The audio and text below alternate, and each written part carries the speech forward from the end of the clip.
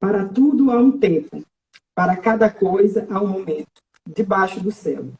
Tempo de nascer, tempo de morrer, tempo de plantar e tempo de arrancar. O tempo de arrancar o que se plantou. Tempo de matar e tempo de curar. Tempo de demolir e tempo de construir. Tempo de chorar e tempo de rir. Tempo de gemer e tempo de dançar. Tempo de atirar pedras e tempo de ajuntá-las. Tempo de abraçar e tempo de apartar-se. Tempo de procurar e tempo de perder. Tempo de guardar e tempo de jogar fora. Tempo de rasgar e tempo de costurar. Tempo de calar e tempo de falar. Tempo de amar e tempo de odiar. Tempo de guerra e tempos de paz. Palavras do Senhor. Graças a Deus. Graças a Deus. Quando eu estava rezando, né, por esse momento, aí essa era a palavra que me vinha, né? E o Senhor colocava no meu coração, né? Porque tudo tem um seu momento, né?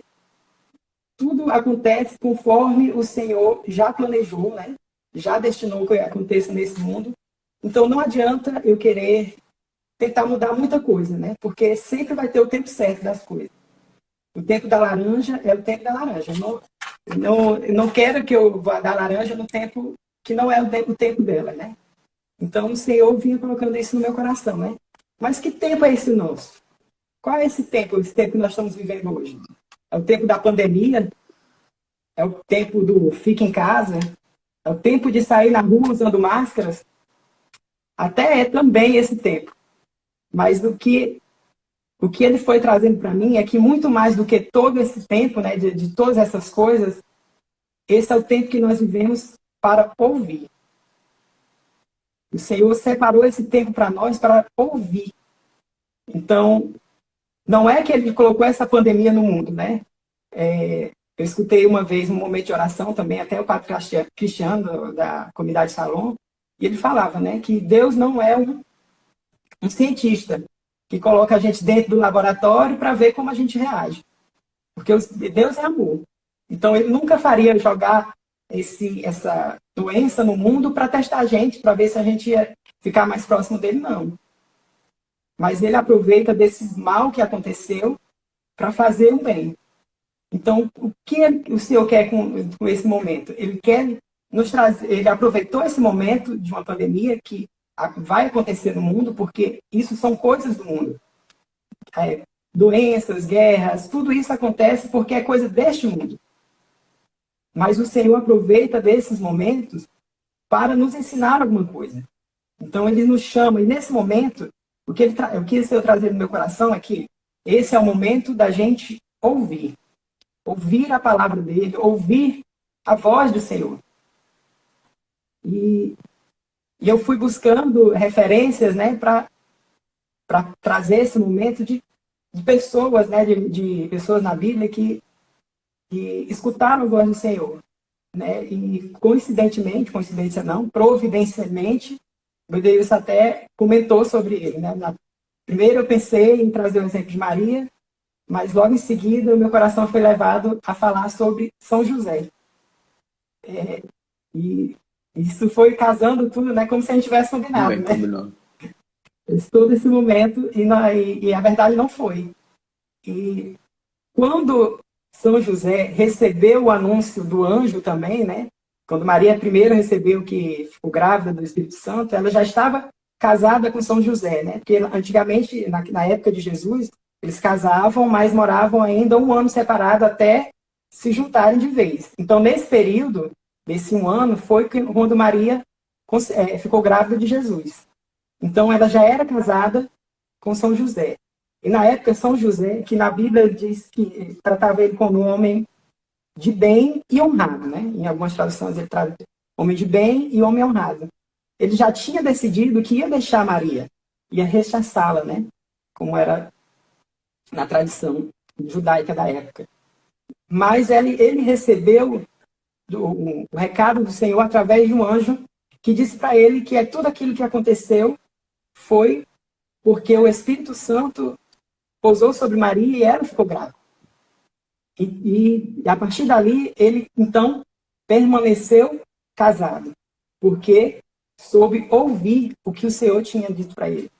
Então, naquele tempo, ele ouviu o que o Senhor disse para ele. E mais adiante, ele também recebeu do anjo também, né? Que o rei Herodes, né, queria matar Jesus, né? Naquela época, quando os reis magos apareceram lá, ele foi para tentar matar Jesus. Ele mandou matar todas as crianças que tinham nascido naquele momento. E o anjo veio, o Senhor mandou um anjo novamente, através de um sonho de São José, para ele fugir dali. Então, eles fugiram para o Egito, né? E assim salvou Jesus. São José, ele, na Bíblia, a gente quase não ouve falar dele, né? Não, ele não conta uma história assim de como ele era, né? Então, ele tem alguns traços dele, mas a gente já pode perceber que ele foi o guardião de Jesus em toda a sua infância, né? Foi ele que ensinou a Jesus o ofício, foi ele que ensinou Jesus como era se tratar as pessoas, né? Então, isso foi São José. Foi através de José e de Maria, lógico, também. Mas José teve essa função muito importante. Então, o que o Senhor traz para nós é isso. É de ouvir o que ele tem para mim. E o que ele tem para mim pode não ser a mesma coisa que ele tem a falar hoje para Deilson, né? Nesse momento que a gente vive, as coisas que é para mim, às vezes não é para o Deilson. E a gente tem que parar, né? Então, esse momento foi feito para a gente, ele aproveitou esse momento para que a gente pudesse parar e ouvir. E como é que a gente faz isso, né? Às vezes a gente parou, né? Parou de trabalhar. Algumas pessoas pararam de ir para a escola, né? Não estão estudando, estão na faculdade. Diferente de mim, né? Que todo dia tem que assistir aula online. Mas às vezes a gente parou a vida do mundo aqui, mas a gente continua cheio de coisas, né? Às vezes é muitas séries que a gente tem, é muita live. A live aqui é para assistir só do Emanuel, viu? Né? Então é muita coisa que às vezes a gente tirou aqueles compromissos que a gente tinha lá fora e colocou muitos outros compromissos aqui, né? Dentro de casa. Que às vezes passa o dia inteiro na TV, mas não tira um minuto para falar com o Senhor. E assim a gente vai terminar como o Ravix já falou em algumas pregações passadas, vai passar. E tudo isso vai passar. Mas a gente tem que aprender que nesse momento, o que a gente vai levar depois que isso tudo acabar? Se a gente não parou nem um minuto para ouvir ao Senhor.